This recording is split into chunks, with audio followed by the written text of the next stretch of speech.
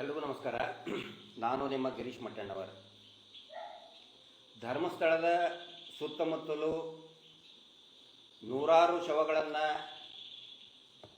ಹೂತು ಹಾಕಿದ್ದೇನೆ ಅನ್ನುವ ಒಬ್ಬ ವ್ಯಕ್ತಿಯ ಹೇಳಿಕೆ, ತದನಂತರ ಆದಂತಹ ಬೆಳವಣಿಗೆಗಳು, ಇದು ಕುರಿತಂತೆ ಕೆಲವೊಂದಿಷ್ಟು ಮಾಹಿತಿಗಳನ್ನು ಸಾರ್ವಜನಿಕರ ಗಮನಕ್ಕೆ ಮತ್ತು ಕಾನೂನು ತಜ್ಞರ ಗಮನಕ್ಕೆ, ಆನಂತರ ಸೂಕ್ತ ಅನಿಸಿದರೆ ಪೊಲೀಸ್ ಇಲಾಖೆಯ ಹಿರಿಯ ಅಧಿಕಾರಿಗಳ ಗಮನಕ್ಕೂ ಕೂಡ ತರುವಂಥ ಪ್ರಯತ್ನ ಈ ಲೈವ್ ಮುಖಾಂತರ ನಾನು ಮಾಡ್ತಾ ಇದ್ದೀನಿ.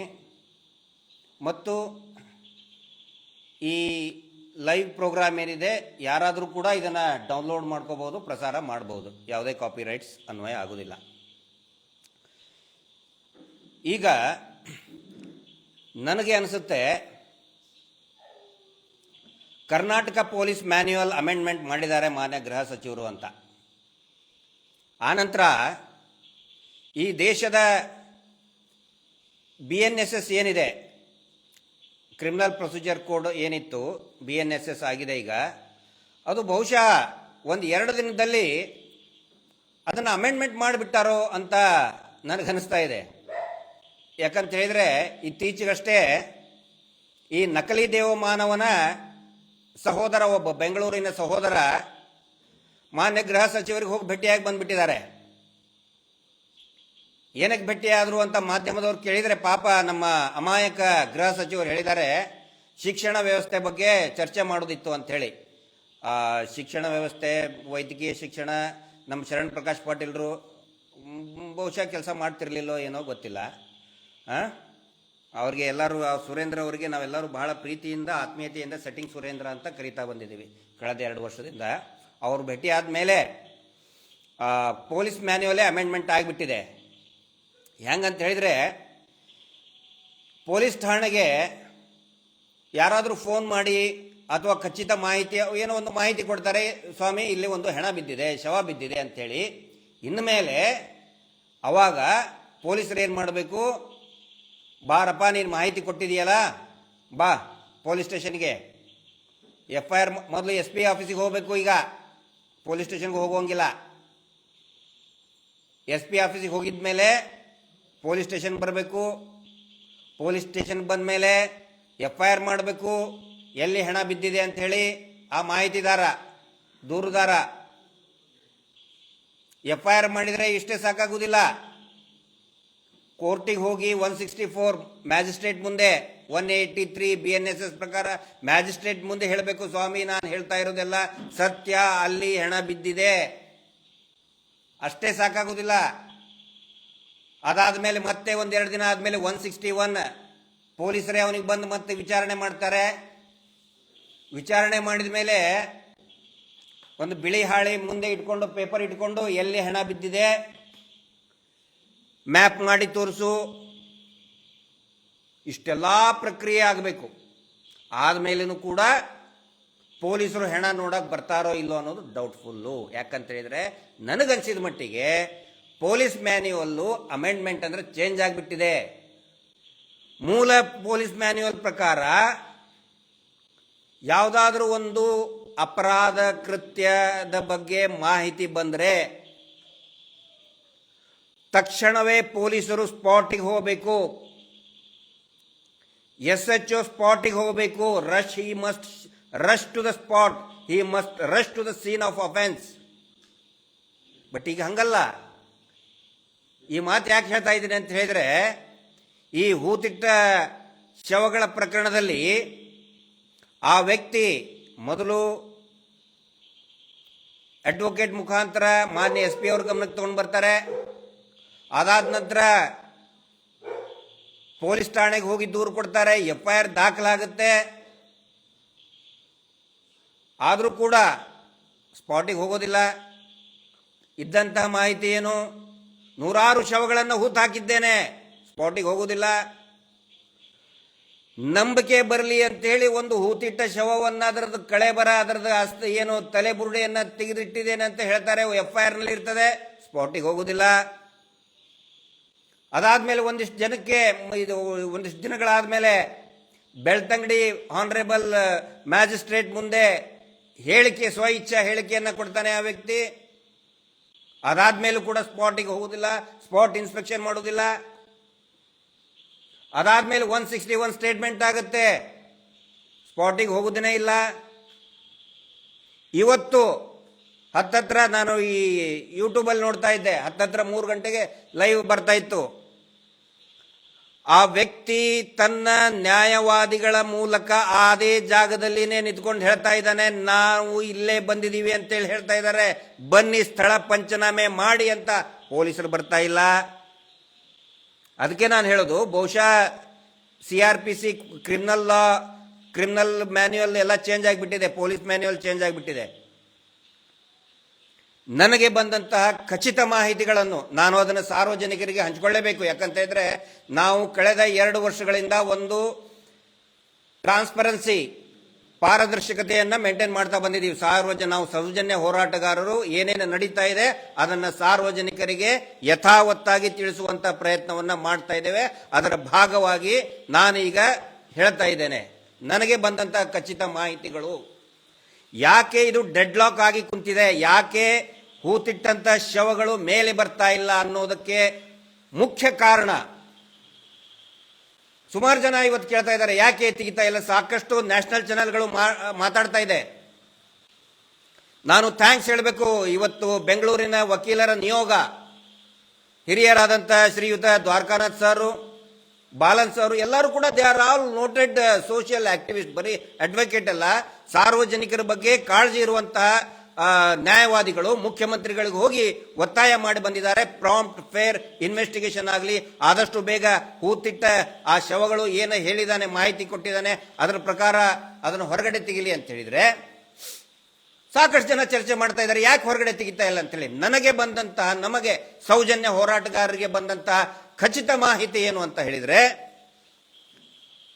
ಮೊನ್ನೆ 161 ಸ್ಟೇಟ್ಮೆಂಟ್ ನಡೀತಾ ಇತ್ತಂತೆ. 5 ಜನ ಪೊಲೀಸರ ಸಮ್ಮುಖದಲ್ಲಿ ಆ ವ್ಯಕ್ತಿ, ಪಾಪ ಪ್ರಜ್ಞೆ ಕಾಡಿದಂತಹ ವ್ಯಕ್ತಿ ಎನ್ಕ್ವೈರಿ ಮಾಡ್ತಾ ಇದ್ದಾರೆ. ಯೂಶಲಿ 164 ಅಂದ್ರೆ 183 ಆದ ನಂತರ ಇದು ಮಾಡಲೇಬೇಕಂತ ಏನೂ ಇರುವುದಿಲ್ಲ, ಆದ್ರೂ ಕೂಡ ಏನೋ ಮಾಡ್ತಾ ಇದ್ದಾರೆ. ಅದಕ್ಕೆ ಇವರು ಕೋಆಪರೇಷನ್ ಕೂಡ ಕೊಟ್ಟಿದ್ದಾರೆ ವ್ಯಕ್ತಿ. ಅವಾಗ ಆ ಸಂದರ್ಭದಲ್ಲಿ ಒಂದು ಬಿಳಿ ಹಾಳೆ ಇಟ್ಕೊಂಡು ಆ ತನಿಖಾಧಿಕಾರಿ, ಅಲ್ಲಿದ್ದಂತ ಒಬ್ಬ ಅಧಿಕಾರಿ, ಯಾರು ಅಂತ ಹೆಸರು ಬೇಡ, ಯಾಕಂದ್ರೆ ನಮಗೆ ವೈಯಕ್ತಿಕ ದ್ವೇಷ, ಅವ್ರು ಯಾರ ಮೇಲೆ ಕೂಡ ವೈಯಕ್ತಿಕ ದ್ವೇಷ ಇಲ್ಲ, ಆದ್ರೆ ನಡೆದಂತಹ ಪ್ರಕ್ರಿಯೆ ಹೇಳ್ತಾ ಇದ್ದೀನಿ, ಊಹಾಪೋಹ ಅಲ್ಲ. ಬಿಳಿ ಪೇಪರ್ನ ಹಿಂಗೆ ಮುಂದೆ ಇಟ್ಟು, ಆ ವ್ಯಕ್ತಿಯ ಮುಂದೆ ಇಟ್ಟು ಪೆನ್ ತಗೊಂಡು, ತೋರಿಸು ನೀನು ಎಲ್ಲೆಲ್ಲಿ ಹೆಣ ಹೂತ್ ಹಾಕಿದೀಯಾ, ಇಲ್ಲಿ ಮ್ಯಾಪ್ ಮಾಡಿ ತೋರಿಸು. ಆವಾಗ ಆ ವ್ಯಕ್ತಿ ಹೇಳಿದಾನೆ, ನಾನು ತೋರಿಸುವುದಿಲ್ಲ, ಯಾವ ಜಾಗೆ ಹೂತಿಟ್ಟಿದ್ದೇನೆ ಅದು ನನಗೆ ಸ್ಪಷ್ಟವಾಗಿ ಗೊತ್ತಿದೆ, ಆದರೆ ನನಗೆ ಇಲ್ಲಿ ತೋರಿಸುವುದಕ್ಕೆ ಬರುವುದಿಲ್ಲ. ಇಲ್ಲಿ ಹಾಳೆಯಲ್ಲಿ, ಬಿಳಿ ಹಾಳೆ ಮೇಲೆ ನನಗೆ ಮ್ಯಾಪ್ ಮಾಡಿ ತೋರಿಸಕ್ ಸರ್ ನನಗೆ ಬರಲ್ಲ ಅಂತ ಬಹಳ ಸ್ಪಷ್ಟವಾಗಿ ಹೇಳಿದಾನೆ. ಇಲ್ಲಿ ಒಂದು ವೇಳೆ ಆ ವ್ಯಕ್ತಿ ಅಲ್ಲಿರುವಂತಹ ಪೊಲೀಸ್ ಅಧಿಕಾರಿಗಳ ಮುಂದೆ ಅಥವಾ ಪೊಲೀಸ್ ಸಿಬ್ಬಂದಿಗಳ ಮುಂದೆ, 5 ಜನ ಇದ್ರು, ಆ 5 ಜನ ಸಿಬ್ಬಂದಿಗಳ ಮುಂದೆ ಇಲ್ಲಿ ಧರ್ಮಸ್ಥಳದ ಈ ರಸ್ತೆ ಪಕ್ಕ ಇಲ್ಲಿ, ಈ ಬೀಡಿನ ಮುಂದೆ ಇಲ್ಲಿ, ಈ ಲಾಜಿನ ಮುಂದೆ ಇಲ್ಲಿ, ಎಲ್ಲೋ ಒಟ್ಟು ಈ ನದಿ ಪಕ್ಕ ಇಲ್ಲಿ ಅಂತ ಮ್ಯಾಪ್ ಹಾಕಿ ತೋರಿಸ್ಬಿಟ್ರೆ ಏನಾಗುತ್ತೆ ಹೇಳಿ?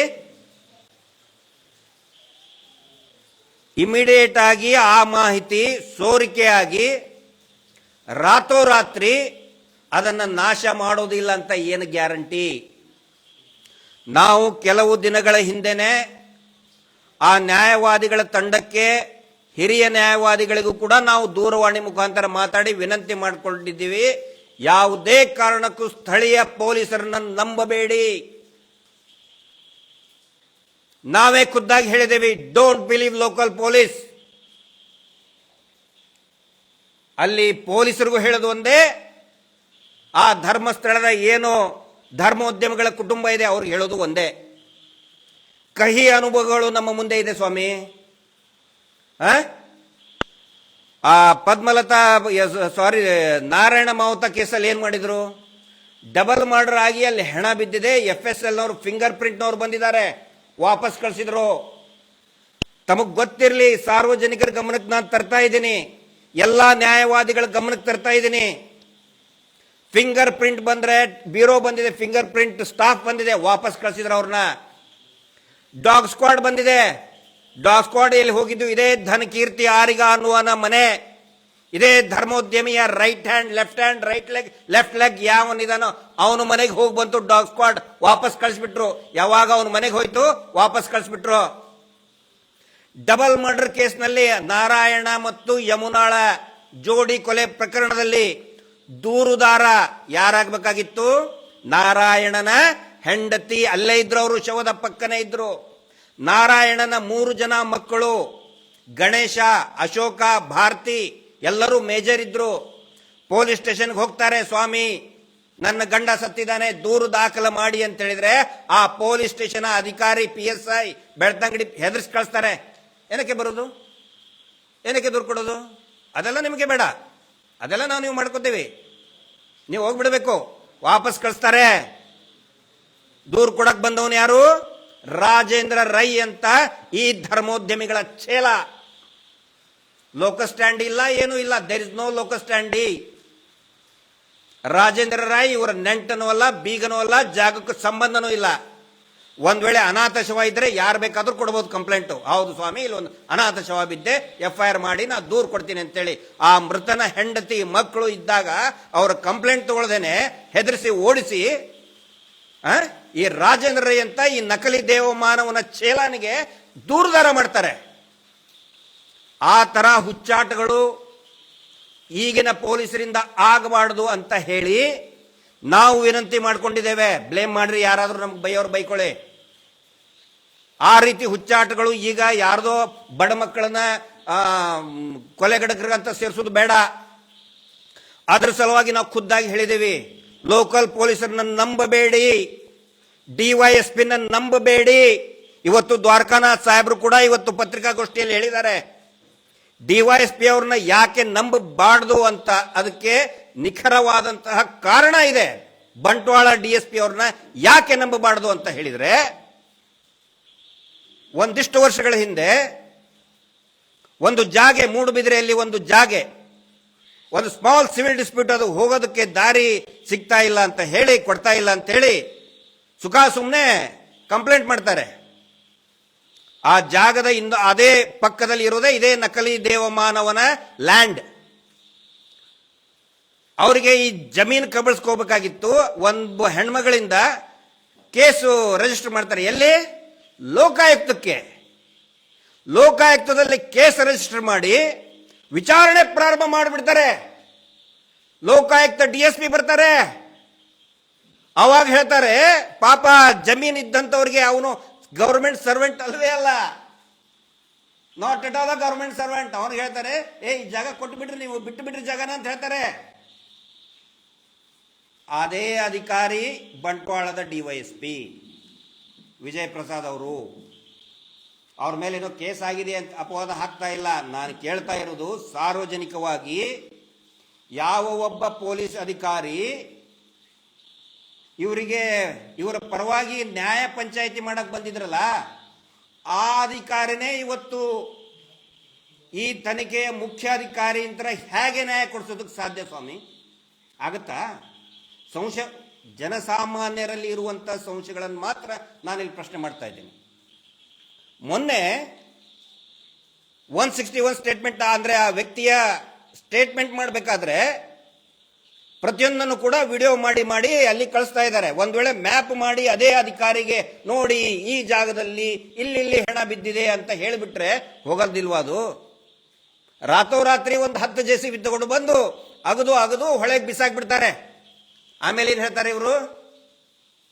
ಪರಮ ಪೂಜ್ಯರು ಕೆರೆ ಯೋಜನೆ ಮಾಡ್ತಾ ಇದ್ದಾರೆ, ಕೆರೆಯುವ ಯೋಜನೆ, ಕೆರಿತಾ ಇದಾರಲ್ಲ, ಬೋಳಿಸ್ತಾ ಇದಾರಲ್ಲ, ಪರಮ ಪೂಜ್ಯರು ಇಲ್ಲಿ ಒಂದು ಕೆರೆಯನ್ನು ನಿರ್ಮಾಣ ಮಾಡಿಬಿಟ್ಟಿದ್ದಾರೆ ಅಂತ ಹೇಳಿ ಒಂದು ಸ್ಟೇಟ್ಮೆಂಟ್ ಕೊಟ್ಬಿಡ್ತಾರೆ.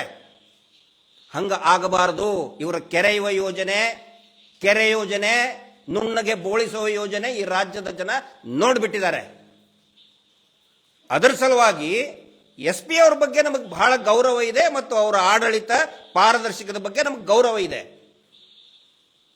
ಕ್ಯಾರೆಕ್ಟರ್ ಸರ್ಟಿಫಿಕೇಟ್ ಕೊಡ್ತಾ ಇಲ್ಲ, ನಾನು ಯಾರು ಅಲ್ಲ, ಅವ್ರ ಮುಂದೆ ಒಬ್ಬ ಸಣ್ಣ ಬಾಲಕ, ನಾನು ಸಣ್ಣ ವೆರಿ ಆರ್ಡಿನರಿ ಮ್ಯಾನ್.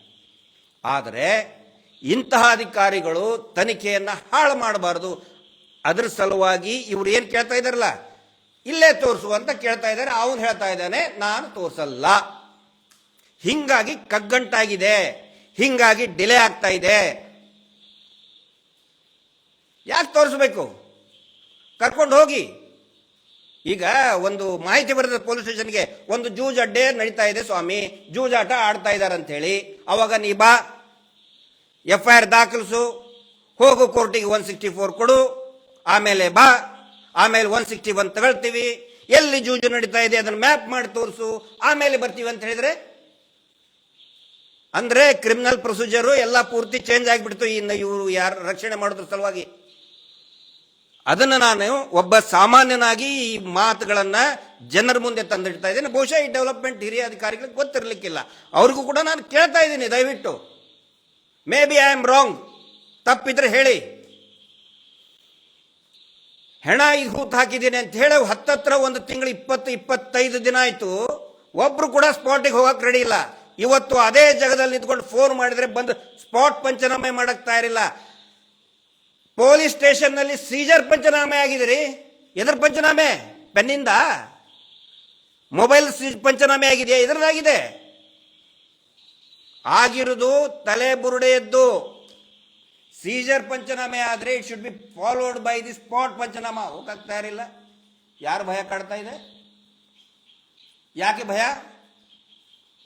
ತೋಡ್ರಿ ಅದನ್ನ, ಏನಿದೆ ಅದನ್ನ ಹೊರಗಡೆ ತೆಗೀರಿ. ಅದನ್ನ ನಾಯಿದು ಇದ್ದಿರಬಹುದು, ಬುರುಡೆ ಇರಬಹುದು, ಅಲ್ಲಿ ಹಂದಿಗಳಂತಿರಬಹುದು, ಅಥವಾ ಏನು ಇರ್ಲಿಕ್ಕೇ ಇಲ್ಲ. ಪಾಪ CT ರವಿ ಅವರು ಅಮಾಯಕರು ಇವತ್ತು ಕೇಳ್ತಾ ಇದ್ದಾರೆ. ಅವ್ರಿಗೆ ಅಮಾಯಕರು, ಅವ್ರಿಗೆ ಗೊತ್ತಿಲ್ಲ ಏನು ಅಲ್ಲಿ ನಾಯಿದಿದೆಯೋ ಹಂದಿದೆಯೋ ಅಥವಾ ಏನು ಇಲ್ವೇ ಇಲ್ವೋ. ಯಾಕಂದ್ರೆ ದೇವತಾ ಮನುಷ್ಯನ ಮೇಲೆ ಪಾಪ ಹಾಕ್ಬಾರ್ದಲ್ಲ, ಆರೋಪ ಹಾಕ್ಬಾರ್ದಲ್ವಾ. ಏನು ಇಲ್ಲ ಅಂದ್ರೆ ಏನು ಇಲ್ಲ ಅಂತ ತೋರಿಸಿ, ಕ್ರಮ ಕೈಗೊಳ್ಳಿ. ಅಮಾಯಕರ ಪಾಪ CT ರವ್ರಿಗೆ ಏನು ಗೊತ್ತೇ ಇಲ್ಲ. ಮೊನ್ನೆ ತುಮಕೂರಿನಲ್ಲಿ ಇವ್ರದೇ ಯೋಜನೆ, ಕೆರೆಯುವ ಯೋಜನೆ, ಏನು ಧರ್ಮಸ್ಥಳ ಗ್ರಾಮಾಭಿವೃದ್ಧಿ ಯೋಜನೆ, ಇವ್ರದೇ ಯೋಜನಾಧಿಕಾರಿ ಜೈಲಿಗೆ ಹೋದ. CT ರವ್ರಿಗೆ ಗೊತ್ತಿಲ್ಲ ಪಾಪ. ಅದೇ ಧರ್ಮಸ್ಥಳದಲ್ಲಿ ಜೋಡಿ ಕೊಲೆ ಆಗಿದೆ. ಹಿಂದೂ, ಯಾಕಂದ್ರೆ ಹಿಂದೂ ಅಂತ ಸ್ಪೆಸಿಫಿಕ್ ಹೇಳಬೇಕು. ಯಾವಾಗ CT ರವಿ ಅಂದ ತಕ್ಷಣ ಹಿಂದೂ ಅಂತ ಹೇಳ್ಬೇಕು ನಾವು. ಅದನ್ನ ಆ ನೇಮಾವತರ ಜೋಡಿ ಕೊಲೆ ಆಗಿದೆ, ಆರೋಪಿಗಳು ಸಿಕ್ಕಿಲ್ಲ. ಪದ್ಮಲತಾಳ ಕೊಲೆ ಆಯಿತು, ಹಿಂದೂ ಪದ್ಮಲತಾಳ ಕೊಲೆ ಆಯಿತು, ಆರೋಪಿಗಳು ನಾಪತ್ತೆ ಆಗಿದ್ದು ಧರ್ಮಸ್ಥಳದಲ್ಲಿನೇ. ವೇದವಲ್ಲಿ ಕೊಲೆ ರೇಪ್ ಅಂಡ್ ಮರ್ಡರ್ ಆಯಿತು, ಆರೋಪಿಗಳು ಸಿಕ್ಕಿಲ್ಲ, ಧರ್ಮಸ್ಥಳದಲ್ಲಿನೇ. ಹಿಂದೂ ವೇದವಲ್ಲಿ, ಸಾರಿ CT ರವಿ ಅವರು, ಸಾರಿ ಹೇಳ್ತೇನೆ, ಹಿಂದೂ ವೇದವಲ್ಲಿ. ನಿನ್ನೆ ತಾನೇ ಯಾರು ನಮ್ಮ ಅನನ್ಯ ಭಟ್ ಅವ್ರ ಕಂಪ್ಲೇಂಟ್ ಕಾಪಿ ಓದಿದೆ ನಾನು ಸನಾತನ ಹಿಂದೂ ಧರ್ಮದ ಬ್ರಾಹ್ಮಣ ಕುಲದವಳು, ನಮಗೆ ಶ್ರಾದ್ದ ಕಾರ್ಯ ಬಹಳ ಮುಖ್ಯ, ನನಗೆ ಇಂಥ ದೊಡ್ಡವ್ರ ವಿರುದ್ಧ ನಾನು ಎದುರಿಸಕ್ಕೆ ತಯಾರಿಲ್ಲ, ಆಗಲ್ಲ, ಶಕ್ತಿ ಇಲ್ಲ, ಒಂಟಿ ಮಹಿಳೆ ನಾನು. ನನ್ನ ಮಗಳ ಶವ ಅಸ್ಥಿ ಪಂಜರವನ್ನಾದರೂ ಕೊಡಿ, ಹಿಂದೂ ಸನಾತನ ಹಿಂದೂ ಧರ್ಮದ ಬ್ರಾಹ್ಮಣ ಹೆಣ್ಣು ಮಗಳು ನಾನು. CT ರವಿಯವರು ಪಾಪ ಗೊತ್ತಿಲ್ಲ, ಅಮಾಯಕರು. ಗೃಹ ಸಚಿವರು ಗೊತ್ತಿಲ್ಲ ಪಾಪ, ಅಮಾಯಕರು. ಯಾಕಂದ್ರೆ ಯಾಕೆ ಅಮಾಯಕರು ಅಂತ ಹೇಳಿದ್ರೆ, ಶಿಕ್ಷಣ ಸಲುವಾಗಿ ಬಂದಿದ್ದಾರೆ ಸುರೇಂದ್ರ ಅವರು, ನಾವು ಸೆಟ್ಟಿಂಗ್ ಸುರೇಂದ್ರ ಅವರು. ಶಿಕ್ಷಣದ ಕಾಲೇಜ್ ಸರಿ ಇಲ್ಲ ಅಂತೇಳಿ ಮೋಸ್ಟ್ಲಿ ಕಾಲೇಜ್ ಸೋರ್ತಾ ಇರಬೇಕು. ಅದಕ್ಕೆ ಮೇಲೆ ಒಂದು ತೇಪೆ ಹಚ್ಚಾಕೆ ಅದೇನೋ ಹೇಳ್ತಾರೆ, ಅದಕ್ಕೆ ಅದೇನೋ ಪ್ಲಾಸ್ಟರ್ ಆಫ್ ಪ್ಯಾರಿಸ್ ಏನೋ ಹಾಕ್ತಾರೆ, ಸೋರ್ಲಾರ್ದಂಗೆ. ಸೋರ್ತಾ ಐತೆ ಅಲ್ಲ, ಒಡೆದು ಹೋಗ್ತಾ ಇದೆ, ಪೂರ್ತಿ ಒಡೆದು ಹೋಗಿದೆ ಅವ್ರದ್ದು ಕೋಟೆ. ಟ್ಯಾಪೆ ಹಚ್ಚಾಕೆ ಶಿಕ್ಷಣ ಸಚಿವರಿಗೆ ಹೋಗೋ ಬದಲು ರೋಡ್ ಏನೋ ಗೊತ್ತಾಗಿರಲಿಲ್ಲ ಸೆಟ್ಟಿಂಗ್ ಸುರೇಂದ್ರ ಅವರಿಗೆ, ಇವ್ರ ಹತ್ರ ಬಂದಿದ್ದಾರೆ. ಅದನ್ನು ಇವರು ಹೋಮ್ ಮಿನಿಸ್ಟರ್ ಹೇಳ್ತಾ ಇದ್ದಾರೆ, ಶಿಕ್ಷಣ ಸಲುವಾಗಿ ಬಂದಿದ್ರು. ಅಮಾಯಕರು ರೀ, ಸುಮ್ಮನೆ ಟ್ರೋಲ್ ಮಾಡಬೇಡ್ರಿ CT ರವಿ ಅವರಿಗೆ, ಗೃಹ ಸಚಿವರಿಗೆ. ಯಾಕಂದ್ರೆ ನಾವೆಲ್ಲರೂ ಹುಚ್ಚರು ಗುಗ್ಗುಗಳು ಅಂತ ತಿಳ್ಕೊಂಡ್ಬಿಟ್ಟಿದ್ದಾರೆ. ಸಂತೋಷ್ ರಾವ್ ಚೀಲದಲ್ಲಿ ಇಷ್ಟು ಚಾಕ್ಲೇಟ್ ಇಟ್ಬಿಟ್ಟಿದ್ದ ಪೊಲೀಸ್ ಸ್ಟೇಷನ್ ನಲ್ಲಿ. ಹೇಳ್ತಾರಲ್ಲ ಇವನು ಪುಟಾಣಿ ಪುಟ್ಟ, ಬ್ಯಾಗ್ ಅಲ್ಲಿ ಇಷ್ಟು ಚಾಕ್ಲೇಟ್ ಇತ್ತು. ಚಾಕ್ಲೇಟ್ ತಿಂತಾ ಇದ್ದಂತೆ ಬಾಯಲ್ಲಿ ಡ್ರಗ್ಸ್ ವಾಸನೆ ಬರ್ತಾ ಇತ್ತಂತೆ. ಇವನು ಚಾಕ್ಲೇಟ್ ತಿಂದ್ರೆ ಇವನು ಬಾಯಲ್ಲಿ ಡ್ರಗ್ಸ್ ವಾಸನೆ ಬರ್ತದಂತೆ, ಅದಕ್ಕೆ ಸಂತೋಷ ಮಾಡಿಬಿಟ್ನಂತೆ. ಏನು ಗುಗ್ಗುಗಳು ಕುಂತಿದಾರ ಇಲ್ಲಿ? ಅದರ ಸಲುವಾಗಿ ನಾವು ಎಳೆಯಾಗಿ ಜನಸಾಮಾನ್ಯರ ಗಮನಕ್ಕೆ ತರ್ತಾ ಇದ್ದೀವಿ. ತೋರ್ಸು ತೋರ್ಸು ತೋರ್ಸು ಎಲ್ಲಿದೆ ಅಂತ ಯಾಕೆ ತೋರಿಸ್ಬೇಕು ರೀ? ಯಾವ ನಂಬಿಕೆ ಮೇಲೆ ಪೊಲೀಸರಿಗೆ ತೋರಿಸ್ಬೇಕು? ಜಡ್ಜ್ ಮುಂದೆ, ಹಾನರೇಬಲ್ ಮ್ಯಾಜಿಸ್ಟ್ರೇಟ್ ಬೆಳ್ತಂಗಡಿ ಮುಂದೆ ಹೇಳಿ ಬಂದಿದ್ದಾನೆ. ಹೋಗಿ ಸ್ಪಾಟಿಗೆ ಹೋಗಿ ಇನ್ಸ್ಪೆಕ್ಷನ್ ಮಾಡಿ. ಉನ್ನಾವದಲ್ಲಿ ಬಹುಶಃ ನಿಮಗೆ ಗೊತ್ತಿರ್ಬೋದು, ಒಂದಷ್ಟು ದಿನದ ಹಿಂದೆ ಉತ್ತರ ಪ್ರದೇಶದ ಉನ್ನಾವದಲ್ಲಿ ಒಬ್ಬ ಸ್ವಾಮೀಜಿ ಹೇಳಿಬಿಟ್ಟ, ನನ್ನ ಕನಸಿನಲ್ಲಿ ನನ್ನ ಗುರುಗಳು ಹೇಳಿಬಿಟ್ರು, ಇಂಥ ಜಾಗೆಯಲ್ಲಿ 1000 ಟನ್ ಬಂಗಾರ ಇದೆ, ನಾನು ತೆಗೆದು ತೋರಿಸ್ತೇನೆ ಅಂತ ಹೇಳಿಬಿಟ್ಟ. ಅವನು ಹೇಳಿದ್ದೇನೋ ಕನಸಿನಲ್ಲಿ ಬಂತಂತೆ. ಅವ್ರ ಗುರು ಒಬ್ರು ಇವರು ಆ ಸ್ವಾಮೀಜಿ ಹೇಳಿಬಿಟ್ಟ. ಉತ್ತರ ಪ್ರದೇಶ ಸರ್ಕಾರ ಎಸ್ ಅಂದ್ಬಿಡ್ತು. ಯಾವ ಆರ್ಕಿಯಾಲಜಿಕಲ್ ರಿಪೋರ್ಟ್ ತಗೊಳ್ಳಿಲ್ಲ, ಏನೂ ಇಲ್ಲ. ಇಡೀ ದೇಶದ ಮಾಧ್ಯಮ ಬಂತು, ಲಕ್ಷಾಂತರ ಜನ ಸೇರಿದ್ರಲ್ಲಿ. 1000 ಟನ್ ಬಂಗಾರ ಸಿಗುತ್ತೆ, ದೇಶದ ಸಾಲ ಮನ್ನಾ ಆಗುತ್ತೆ, ಸಾಲ ತೀರಿಸಬಹುದು, ಎಲ್ಲರೂ ಅದು ಇದು ಅಂತ ಹೇಳಿದ್ರು. ಆಗದಿದ್ದು ಏನು ಸಿಗಲಿಲ್ಲ. ಅಲ್ಲಿ ಕನಸಿನಲ್ಲಿ ಬಿದ್ದಿದ್ದಕ್ಕೇನೆ ಅದನ್ನು ಉತ್ಖನನ ಮಾಡಿದ್ರು. ಇಲ್ಲಿ ಇಬ್ರು ಲಾಯರ್, ಖ್ಯಾತ ಅಡ್ವೊಕೇಟ್ ಅನ್ನ ಮುಖಾಂತರ ಬಂದು FIR ದರ್ಜ್ ಮಾಡಿ ಜಡ್ಜ್ ಮುಂದೆ ಹೇಳಿಕೆ ಕೊಟ್ಟು, ಆ ನಂತರ 161 ಸ್ಟೇಟ್ಮೆಂಟ್ ಕೊಟ್ಟು ಕೂಡ ಶವಗಳಿದೆ ಅಂತ ಹೇಳಿದ್ರು ಕೂಡ ಉತ್ಖನನ ಮಾಡೋಕೆ ತಯಾರಿಲ್ಲ. This happens only in India. Police manual ಬಹುಶಃ ಚೇಂಜ್ ಆಗಿದೆ ಏನೋ. SIT ಸ್ಪೆಷಲ್ ಇನ್ವೆಸ್ಟಿಗೇಷನ್ ಟೀಮ್ ಆಗಬೇಕು ಅಂತ ಹೇಳಿ ಎಲ್ಲ ಮೂಲೆಗಳಿಂದನೂ ಕೂಡ ಒತ್ತಾಯ ಬರ್ತಾ ಇದೆ. ದಯವಿಟ್ಟು SIT ಆಗಬೇಕು ಅನ್ನುವಂಥವ್ರು ಎಲ್ಲರ ಗಮನಕ್ಕೂ ನಾನು ತರ್ತಾ ಇದ್ದೇನೆ. ಈ ಮಾತನ್ನು ಗಮನಿಸಿ. SIT ಆಗಬೇಕು, ಆದರೆ ಯಾರ ನೇತೃತ್ವದಲ್ಲಿ ಅದು ಕೂಡ ಮುಖ್ಯ ಅಲ್ವಾ? ಈ ಹಿಂದೆ ಸೌಜನ್ಯ ಪ್ರಕರಣ ನಡೆದ ತಕ್ಷಣ SIT ಮಾಡಿದ್ರು, ಏನು ಉಪಯೋಗ ಆಯಿತು? CID ಮಾಡಿದ್ರು, ಏನು ಉಪಯೋಗ ಆಯಿತು? ಈ ಮಾತು ಯಾಕೆ ನಾನು ಇಲ್ಲಿ ಕೇಳ್ತಾ ಇದ್ದೀನಿ ಅಂತ ಹೇಳಿದ್ರೆ, SIT ಮಾಡೋದಾದ್ರೆ ನಿಷ್ಠಾವಂತ, ಅನ್ಬಯಾಸ್ಡ್, ಹಾನೆಸ್ಟ್ ಅಧಿಕಾರಿಗಳ ನೇತೃತ್ವದಲ್ಲಿನೇ ಆಗಬೇಕು. ಮತ್ತು ಅದು ಪ್ರಣಬ್ ಮೊಹಂತಿ ಸಾಹೇಬ್ರ ನೇತೃತ್ವದಲ್ಲಿನೇ ಆಗಬೇಕನ್ನೋದು ನಮ್ಮ ಅಭಿಪ್ರಾಯ. ಯಾಕೆ ಅಂತ ಹೇಳಿದ್ರೆ, ಮಾನ್ಯ ಕರ್ನಾಟಕದ ಹೈಕೋರ್ಟ್ ಕೂಡ ಅವರ ದಕ್ಷತೆಯನ್ನ ಪ್ರಮಾಣೀಕರಿಸಿದೆ. ಆ SIT ಟೀಮ್ನಲ್ಲಿ ದಕ್ಷಿಣ ಕನ್ನಡ ಜಿಲ್ಲಾ SP ಅವರು ಕೂಡ ಪಾರ್ಟ್ ಆಗಿರಬೇಕು. ಈ ಶುಡ್ ಬಿ ಅರುಣ್ ಕುಮಾರ್ ಸಾಹೇಬರು ಆ SIT ಟೀಮಿನಿಂದ ಪಾರ್ಟ್ ಆಗಿರಬೇಕು. ಯಾಕಂದ್ರೆ ಮೋಸ್ಟ್ ಹಾನೆಸ್ಟ್, ಯಾಕಂದ್ರೆ ವೆರಿ ರೇರ್ ಅವರು, ಅಂಥವ್ರು ಸಿಗೋದು. ಅವರು ಈ ನಾಡಿನ, ದೇಶದ ಆಸ್ತಿ ಅವರು. ಅದನ್ನು ಬಿಟ್ಟು ಇವ್ರು ಏನ್ ಮಾಡ್ತಾರೆ ಗೊತ್ತಾ? ಇವ್ರದೇ ಬೇಕಾದಂತ ಅಧಿಕಾರಿಗಳನ್ನ SIT ಚೀಫ್ ಹಾಕಕ್ ಮಾಡ್ತಾರೆ. CID ಅಲ್ಲಿ ಏನ್ ಮಾಡಿದ್ರು ಸೌಜನ್ಯ ಕೇಸಲ್ಲಿ? ಇವ್ರದೇ ಬಂದು ಕಾಲು ಬೀಳುವಂತವನು ಒಬ್ಬನ ಅಧಿಕಾರಿಗಳನ್ನು ಮಾಡಿಬಿಟ್ರು ಚೀಫ್, CID ಹೆಡ್. ಮತ್ತೆ ಈ ಮಾತು ನಾನು ಯಾಕೆ ಹೇಳ್ತಾ ಇದ್ದೀನಿ ಅನ್ನೋದಕ್ಕೆ ಒಂದು ನಿಖರವಾದಂತಹ ಕಾರಣ ಇದೆ. ಈ ಏನು ಧರ್ಮೋದ್ಯಮಿಗಳಿದಾರಲ್ಲ, ಅವ್ರದ್ದು ಕನ್ಸ್ಟ್ರಕ್ಷನ್ ಕಂಪನಿಯಲ್ಲಿ ಈ ರಾಜ್ಯದ ಹಿರಿಯ IPS ಅಧಿಕಾರಿಯ ಮಗಳಿಗೆ ಉನ್ನತ ಹುದ್ದೆಯನ್ನ ಕೊಟ್ಟಿದ್ದಾರೆ. ಒಂದ್ ವೇಳೆ ಅಧಿಕಾರಿನ SIT ಚೀಫ್ ಮಾಡಿದ್ರೆ ಏನಾಗುತ್ತೆ? ಮಗಳು ಹೇಳ್ತಾಳೆ, ಪಪ್ಪ ಅಂಕಲ್ ಅನ್ನ ಸೇವ್ ಮಾಡು ಪಪ್ಪ, ಅವ್ರಿಗೇನು ಮಾಡ್ದಾರ್ದಂಗೆ ನೋಡ್ಕೋ ಪಪ್ಪ, ವೀರೇಂದ್ರ ಅಂಕಲ್ ಸೇವ್ ಮಾಡು ಪಪ್ಪ ಅಂದ್ಬಿಟ್ರೆ, ಆ ನಂತರ ಇನ್ನೊಬ್ಬ ಹಿರಿಯ IPS ಅಧಿಕಾರಿಗೆ ಇವರಿಗೆ ತುಂಬಾ ಆತ್ಮೀಯ ಆದಂತಹ ಒಬ್ಬ ಹೆಣ್ಮಗಳನ್ನ ಮದುವೆ ಮಾಡಿಕೊಟ್ಟಿದ್ದಾರೆ. ಅದು ಗೊತ್ತಿದೆ ನಮಗೆ. ಆವಾಗ ಏನು ಅಂದ್ರೆ, ದಯವಿಟ್ಟು ನೀವೇನು ಸ್ವಲ್ಪ ಇವರಿಗೆ ಸಹಾಯ ಮಾಡಿಬಿಡಿ, ಅವರು ಮುಂಚೆ ನಮಗೆ ತುಂಬಾ ದೊಡ್ಡ ದಣಿಗಳು ಅಂತ ಹೇಳಿಬಿಟ್ರೆ ಏನಾಗುತ್ತೆ? ಈ ಕೇಸಿನ ಗತಿ ಏನಾಗುತ್ತೆ? ಇವರು ಅನೇಕ IPS ಅಧಿಕಾರಿಗಳಿಗೆ, IAS ಅಧಿಕಾರಿಗಳಿಗೆ ಮದುವೆ ಮಾಡಿಸಿದ್ದಾರೆ, ಅವರ ಹೆಂಡತಿಗೆ ಕೆಲಸ ಕೊಟ್ಟಿದ್ದಾರೆ, ಮಕ್ಕಳಿಗೆ ಕೆಲಸ ಕೊಟ್ಟಿದ್ದಾರೆ. ಯಾಕಂತ ಹೇಳಿದ್ರೆ ಇಂಥ ಸಂದರ್ಭದಲ್ಲಿ ಪಾರಾರಿಯಾಗಬೇಕು, ಅವರಿಗೆ ರಕ್ಷಣೆ ಸಿಗಬೇಕು,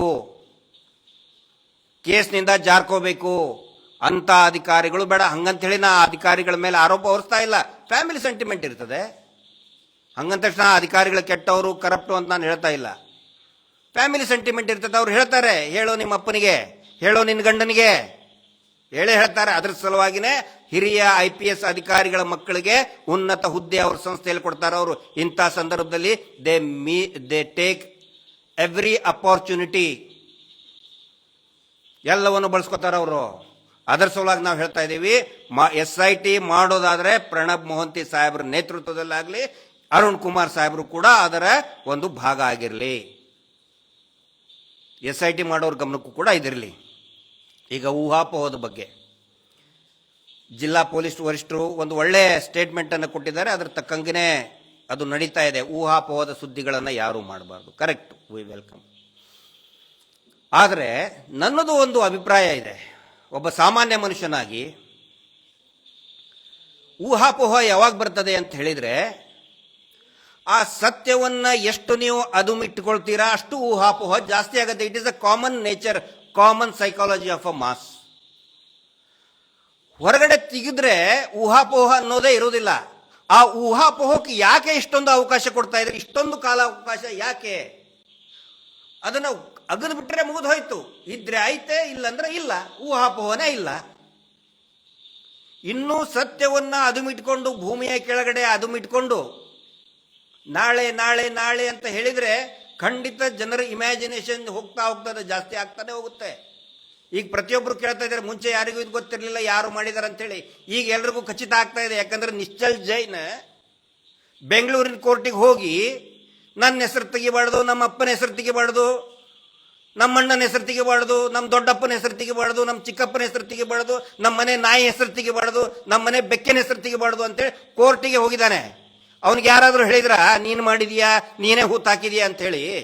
ಯಾರಾದರೂ ಹೇಳಿದ್ರಾ? ಸಮೀರ್ MDದು ಇದನ್ನು ಡಿಲೀಟ್ ಮಾಡಬೇಕು, ಇದನ್ನ ಏನೋ ವಿಡಿಯೋ ಡಿಲೀಟ್ ಮಾಡಬೇಕು, ಅದು ಇಟ್ಕೊಂಡಂಗೆ ಇಮ್ಯಾಜಿನೇಷನ್ ಜಾಸ್ತಿ ಆಗ್ತಾ ಹೋಗ್ತದೆ. ಅದಕ್ಕೆ ದಯವಿಟ್ಟು ಅದು ಇಡಬೇಡಿ. ಆಕ್ರೋಶ ಭುಗಿಲ್ ಹೇಳ್ತದೆ. ಕೆಮ್ಮನ್ನ ಎಷ್ಟು ನೀವು, ನಾನು ಪ್ರತಿ ಸರಿ ಹೇಳ್ತಾ ಇದ್ದೇನೆ, ಪ್ರೀತಿ ಮತ್ತು ಕೆಮ್ಮನ್ನ ನೀವು ಜಾಸ್ತಿ ದಿನ ಅದು ಇಟ್ಕೊಳ್ಳೋಕ್ಕಾಗಲ್ಲ, ಅದು ಹೊರಗಡೆ ಬಂದೇ ಬರ್ತದೆ. ಸತ್ಯವನ್ನು ಕೂಡ ಹಾಗೆ, ಹೋರಾಟವನ್ನು ಕೂಡ ಹಾಗೆ. ನೀವು ಹೋರಾಟವನ್ನು ಹತ್ತಿಕ್ತೇನೆ, ಸತ್ಯವನ್ನು ನಾನು ಹತ್ತಿಕ್ತೇನೆ, ಭೂಮಿಯ ಕೆಳಗೆ ನಾನು ಹತ್ತಿಕ್ತೇನೆ ಅಂತ ಹೇಳಿದ್ರೆ ಅದು ಆಕ್ರೋಶಕ್ಕೆ ಕಾರಣ ಆಗುತ್ತೆ. ಲಕ್ಷ ಅಲ್ಲ ಕೋಟಿ ಜನ ಕೇಳ್ತಾ ಇದ್ದಾರೆ, ಎಕ್ಸುಮೇಟ್ ಮಾಡಿ, ಏನಿದೆ ನಾವು ನೋಡೋಣ, ಹೊರಗಡೆ ತೆಗಿರಿ. ಸತ್ಯವನ್ನ ಬಯಲು ಮಾಡಿದ್ರೆ ಊಹಾಪೋಹಕ್ಕೆ ಅವಕಾಶನೇ ಇರುವುದಿಲ್ಲ. ಅವಾಗ ಗೊತ್ತಾಗುತ್ತೆ. ಆಮೇಲೆ ಪ್ರತಿಯೊಂದು ಹೇಳಕ್ಕೂ ಅದರದೇ ಆದಂಥ ಇಲಾಖೆ ಇದೆ. ಮಾನವನ ಅಸ್ಥಿ ಪಂಜರ ಸಿಕ್ಕಿದ್ರೆ ಗಂಡಿಂದೋ ಹೆಣ್ಣಿಂದೋ ಹೇಳಕ್ಕೆ FSL ಇದೆ, DNA ಇದೆ, ಎಷ್ಟು ಏಜ್ ಇಂದು, ಯಾವ ಹೊತ್ತಿಗೆ ಹೂತಾಕಿದ್ದು, DNA, ಹೊಸ ಹೊಸ ಟೆಕ್ನಾಲಜಿಗಳಿದೆ. ಊಹಾಪೋಹಕ್ಕೆ ಅವಕಾಶ ಎಲ್ಲಿರ್ತದೆ? ಯಾಕೆ ಸರ್ಕಾರ ಊಹಾಪೋಹಕ್ಕೆ ಅವಕಾಶ ಕೊಡ್ತಾ ಇದೆ? ದಯವಿಟ್ಟು ಊಹಾಪೋಹಕ್ಕೆ ಅವಕಾಶ ಕೊಡಬೇಡಿ. ಕೊನೆಯದಾಗಿ ಒಂದು ಮಾತು ಹೇಳ್ತಾ ಇದ್ದೀನಿ.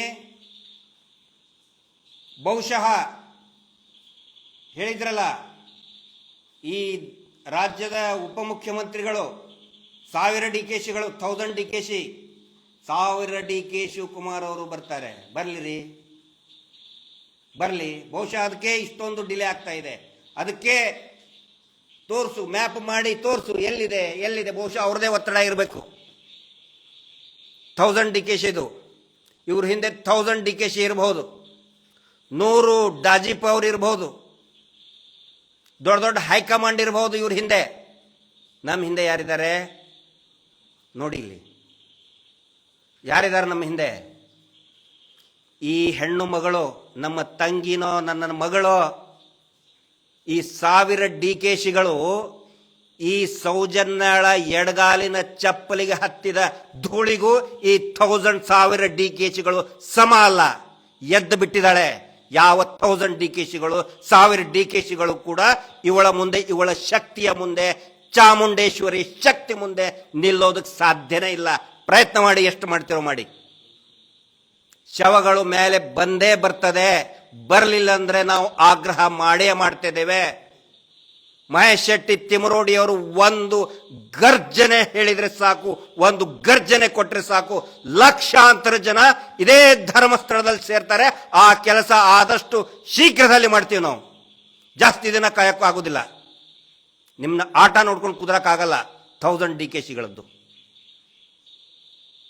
ಎಲ್ರಿಗೂ ವಿನಂತಿ ಮಾಡ್ಕೊತಾ ಇದ್ದೇನೆ. ನಾನು ಮಹೇಶ್ ಶೆಟ್ಟಿ ತಿಮ್ರೋಡಿ ಅವ್ರಿಗೂ ಕೂಡ ನಾನು ಆಗ್ರಹ ಮಾಡ್ಕೊತಾ ಇದ್ದೇನೆ, ದಯವಿಟ್ಟು ಆದಷ್ಟು ಬೇಗ ಒಂದು ಆಗ್ರಹವನ್ನು ಮಾಡಿ. ಈ ಆಟ ಸಾಕಿದು, ಸತ್ಯ ಹೊರಗಡೆ ಬರಬೇಕು.